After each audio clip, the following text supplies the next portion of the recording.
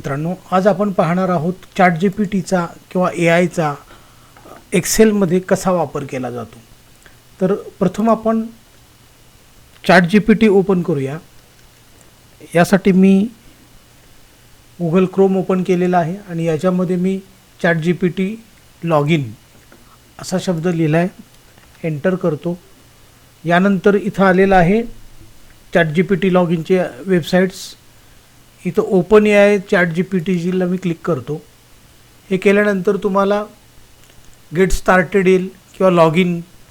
तर गेट स्टार्टेडला मी क्लिक केलं. ॲक्च्युली मी इथं लॉगिन असल्यामुळे मी माझ्या गुगलचं जे लॉगिन अकाउंट आहे त्याला क्लिक करतो. आता ChatGPT ओपन झालेला आहे. तर या बाजूला तुम्हाला पाहायला मिळत असेल की यापूर्वी जे काही मी चॅटिंग केलेलं आहे ते सर्व इथं ॲटम्स आलेले आहेत. आता आपण न्यू चॅट सुरुवात करतो आहे. तर एक्सेलमध्ये फॉर्म्युला मिळवण्यासाठी किंवा आपल्याला फॉर्म्युले लक्षात राहत नसतील तर त्याच्याऐवजी ChatGPTची मदत घेऊन ते कसं करायचं हा भाग आपल्याला या व्हिडिओमध्ये शिकायचा आहे. प्रथम तुम्ही एक्सेलही ओपन करून ठेवा. आता एक्सेलमध्ये एखादा केस घेऊया आपण की एखादा विद्यार्थी असेल, त्याचं नेम, त्याचे मार्क्स लिहूया आपण. फिजिक्स केमिस्ट्री फॉर एक्झाम्पल लिहितो, टोटल आणि समजा रिझल्ट.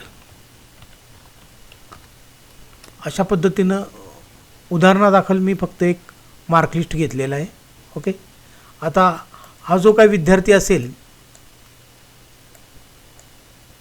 त्याचं नाव इथं लिहूया आपण.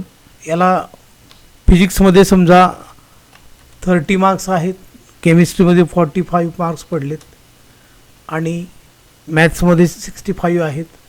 याची टोटलचा फॉर्म्युला समजा आपल्याला जमतो आहे म्हणून आपण तो सहजासहजी समचा घेतला. मात्र आता मला रिझल्टचा फॉर्म्युला असा पाहिजे की एखाद्या विषयात 3 पैकी तो 35पेक्षा कमी मार्क्स असतील तर तो नापास असा रिझल्ट आला पाहिजे. आणि जर इथं मार्क जर समजा त्याचे 50 असते तर त्याचा पास म्हणून रिझल्ट आला पाहिजे. अशा पद्धतीचा आपल्याला फॉर्म्युला पाहिजेला आहे. पण तो फॉर्म्युला आपल्याला लिहिता येत नाही. तर आपण काय करायचं? तर आपल्याला जे वाटते तोच प्रश्न आपण सरळपणे ChatGPTला विचारूया. आता इथं आपण जर पाहिलं तर एक्सेल शीट विचारात घेऊन आपण ChatGPTवर रायटिंग केलं तरी चालेल. कारण इथं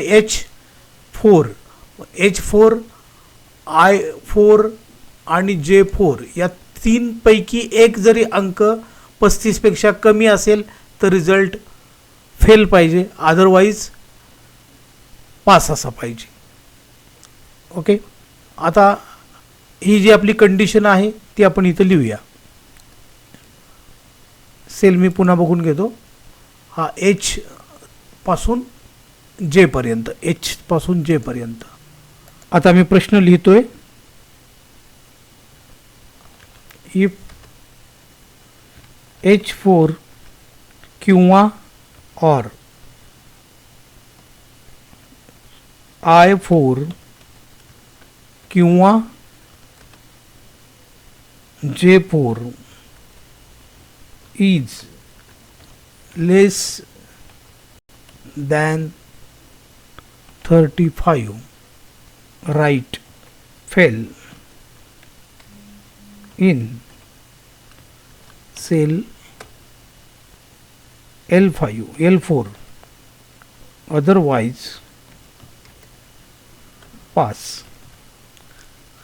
आता इथं फॉर्म्युला आलेला आहे. जर आता ह्या कंडिशन ऑरच्या टाकल्या की हा 35पेक्षा कमी, हा 35पेक्षा किंवा हा, तर फेल, अदरवाईज पास. आता हाच फॉर्म्युला आपण काय करूया, सरळ कॉपी करून घेऊया आणि एक्सेलमध्ये टाकूया.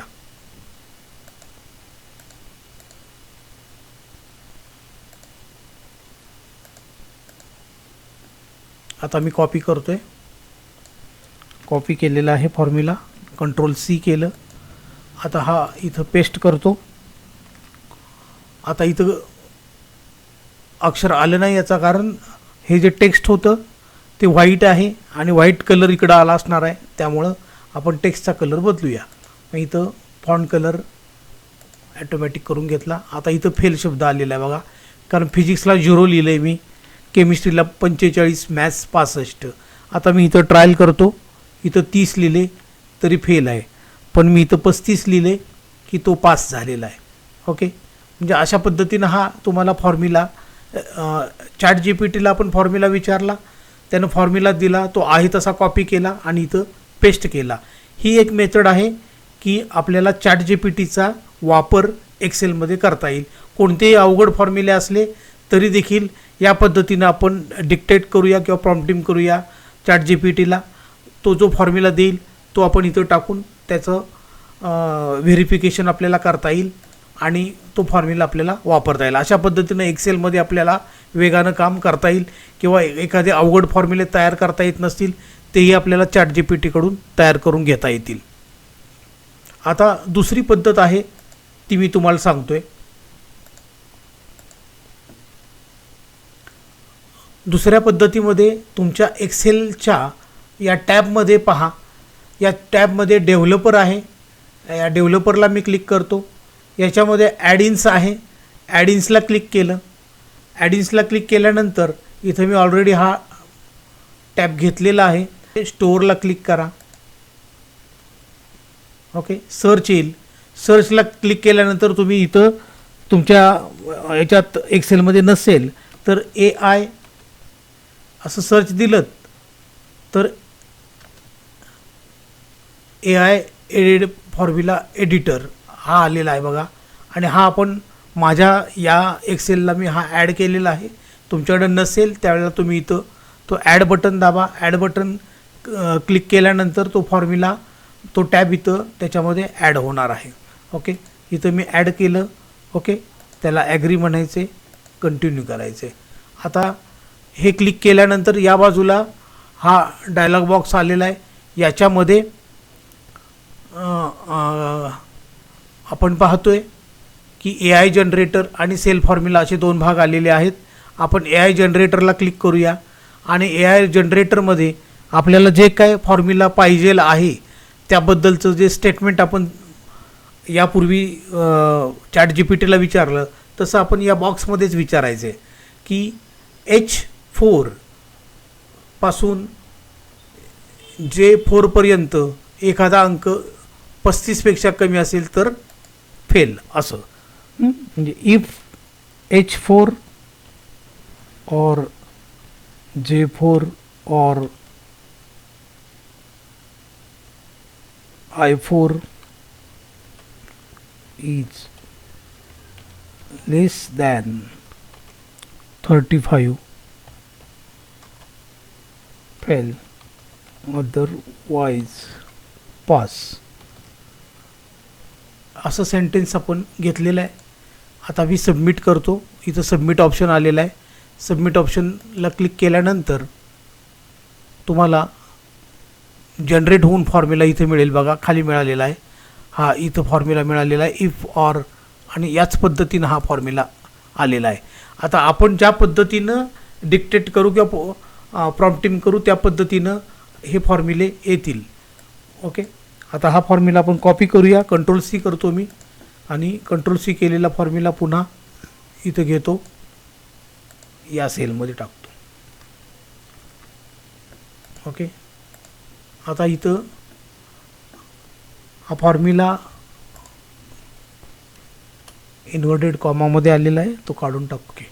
आता इथं फॉर्म्युला आलेला आहे. मी या सेलवर पूर्वीचा चॅट जीपीटीकडून आलेला फॉर्म्युला घेतला आहे, इथं AI टूल्समधून आलेला घेतला आहे. आता इथं जर पाहिलं तर फॉर्म्युला आपण H4, J4 आणि I4 याच्यासाठीच लावलेलं आहे, म्हणजे यांच्यासाठी. त्यामुळं याच डेटावर हे उत्तर आलेलं आहे आणि हे उत्तर चॅट जीपीटीच्या डेटावर आलेलं आहे. अशी ही 2 उत्तरं याच सेलवर आहेत. आता आपण पाहूया. इथं समजा मी संख्या कमी केली, 30 केलं तर दोन्ही पण रिझल्ट्स फेल येत आहेत आणि दोन्हीही फॉर्म्युले समान पद्धतीनं आलेले आहेत.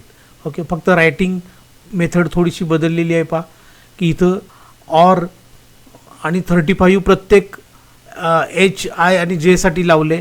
इथं मात्र काय केलेलं आहे, आता इथं आपण 35 मार्क्स केले की काय झालं, हा पण पास आणि हा पण फॉर्म्युल्याला उत्तर पासच आलेलं आहे. तर अशा पद्धतीनं आपण AIचा वापर करून एक्सेलमध्ये कोणतेही फॉर्म्युले आपल्याला मेमराईज म्हणजे लक्षात ठेवायची गरज नाही किंवा फॉर्म्युल्यासाठी जास्त वेळ घालवायची गरज नाही. तर या AI टूलच्या साहाय्यानं आपल्याला एक्सेलवर अगदी वेगानं चांगल्या पद्धतीनं काम करता येईल. किती अवघड फॉर्म्युले असले तरी ते अतिशय कमी वेळामध्ये सोडवता येणार आहेत. आजचा व्हिडिओ तुम्हाला नक्कीच आवडला असेल. धन्यवाद. तर या व्हिडिओला आपण सबस्क्राईब करा, लाईक करा. धन्यवाद.